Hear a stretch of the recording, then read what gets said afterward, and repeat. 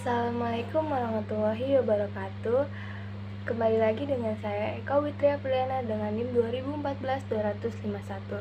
Di sini saya akan menyampaikan materi kembali tentang memahami jenis-jenis arbitrase dengan mata kuliah Arbitrase Syariah dengan dosen pengampu Bapak Dr. Haji Saiful Bahri SAGME.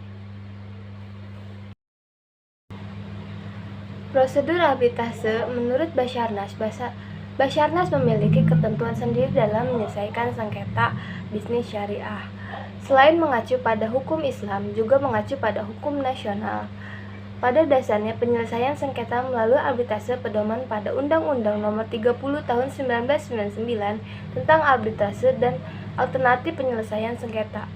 Undang-Undang Nomor 30 Tahun 1999 adalah bersifat umum karena Basarnas memiliki ketentuan sendiri, maka berlaku lex specialis derogate legem generali, yaitu peraturan yang bersifat khusus, mengesampingkan peraturan yang bersifat umum.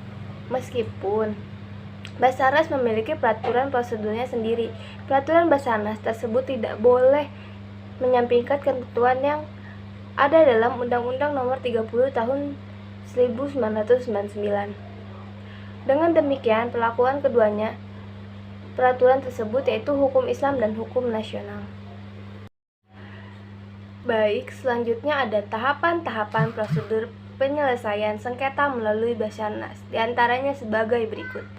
Yang pertama ada permohonan arbitrase, yang kedua ada petunjuk arbiter tunggal ataupun arbiter majelis, yang ketiga jawaban, ekspansi, dan rekonvensi termohon, yang keempat perdamaian, yang kelima pembuktian dan saksi atau ahli, yang keenam pencabutan permohonan, yang ketujuh putusan, yang kedelapan pendaftaran putusan, yang kesembilan eksekusi putusan Basarnas.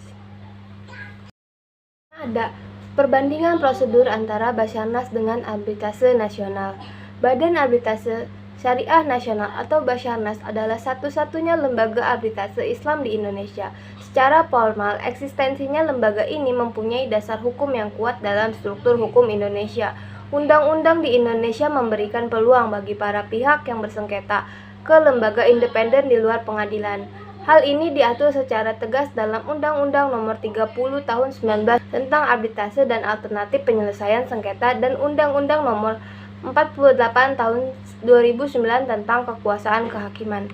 Dimaksud pada pasal 58 Undang-Undang Kekuasaan Kehakiman menyatakan bahwa upaya penyelesaian sengketa perdata dapat dilakukan di luar pengadilan negara melalui arbitrase atau penyelesaian sengketa alternatif. Basarnas merupakan lembaga yang memiliki kewenangan dalam penyelesaian sengketa perbankan dan keuangan syariah, karena tujuan utama didirikan lembaga ini adalah untuk menyelesaikan sengketa muamalat di bidang perdagangan, keuangan, perbankan jasa, dan sebagainya secara cepat dan adil berdasarkan pada prinsip syariah.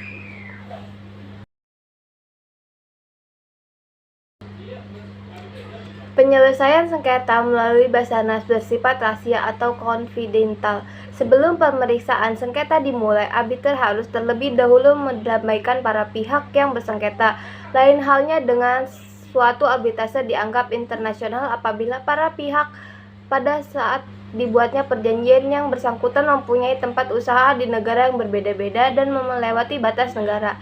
Dinyatakan dalam pasal 1 angka 1 dari Ketentuan Umum Model Law Uncitral yang berbunyi, "This law applies it to international commercial arbitration, subject to any agreement in force between this state and any other state or states."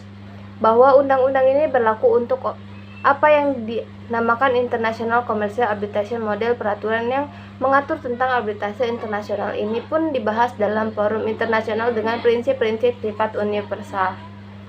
Berdasarkan latar belakang di atas, maka mendorong penelitian untuk membahas prinsip arbitrase internasional di Indonesia dengan refleksi bahwa dalam setiap peraturan yang ada pasti memiliki prinsip-prinsip tersendiri, termasuk pula dalam peraturan tentang arbitrase, di mana dalam prinsip arbitrase tersebut terdapat kekurangan dan kelebihan, di mana subjek hukum dapat menilai dan menjadikan kekurangan serta kelebihan tersebut sebagai acuan atau pedoman dalam penyelesaian sengketa. Pelaksanaan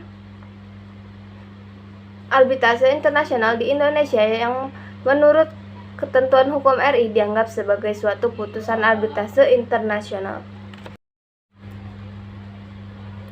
Selanjutnya ada asas-asas umum pelaksanaan putusan arbitrase asing atau internasional adalah yang pertama ada asas final dan bidding, yang kedua ada asas resiproritas, yang ketiga ada putusan terbatas, yang keempat ada asas ketertiban umum. Selanjutnya ada materi tentang berakhirnya ikatan arbitrase. Tahap sesudah arbitrase adalah tahap setelah putusan arbitrase dijatuhkan atau berakhirnya ikatan arbitrase. Terdapat dua kemungkinan situasi yang dapat terjadi pada putusan arbitrase.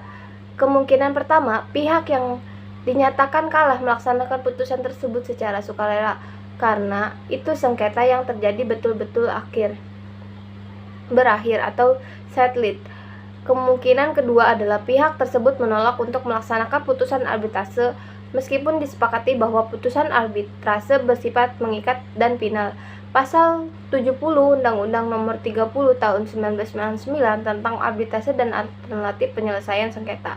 Dalam pasal 71 disebutkan cara mengajukan pembatalan, yaitu permohonan pembatalan putusan arbitrase harus diajukan secara tertulis dalam waktu paling lambat 30 hari terhitung sejak hari penyerahan dan pendaftaran putusan arbitrase kepada panitia pengadilan negeri apabila dibatalkan oleh para pihak yang bersengketa dengan meminta kepada pengadilan negeri baik terhadap sebagian atau seluruh isi putusan apabila diduga mengandung unsur-unsur sebagai berikut.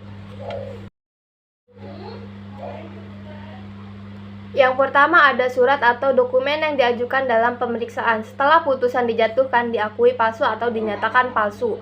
Yang kedua ada setelah putusan diambil ditemukan dokumen yang bersifat menentukan yang disembunyikan oleh para pihak lawan. Yang ketiga ada putusan diambil dari hasil tipu muslihat yang dilakukan oleh salah satu pihak dalam pemeriksaan sengketa. Baik, mungkin materi tentang memahami jenis-jenis arbitrase telah selesai saya sampaikan. Kurang lebihnya mohon maaf, dan di sini saya akan menyisipkan sebuah quotes yang berasal dari Bapak Dr. Haji Saiful Bahri, yaitu urusan kita dalam kehidupan bukanlah untuk melampaui orang lain, tetapi untuk melampaui diri sendiri, untuk memecahkan rekor kita sendiri, dan untuk melampaui hari kemarin melalui jejak terpuji hari ini. Masya Allah. Terima kasih. Mungkin itu saja yang dapat saya sampaikan. Kurang lebihnya mohon maaf. Wassalamualaikum warahmatullahi wabarakatuh. Terima kasih telah menonton video saya.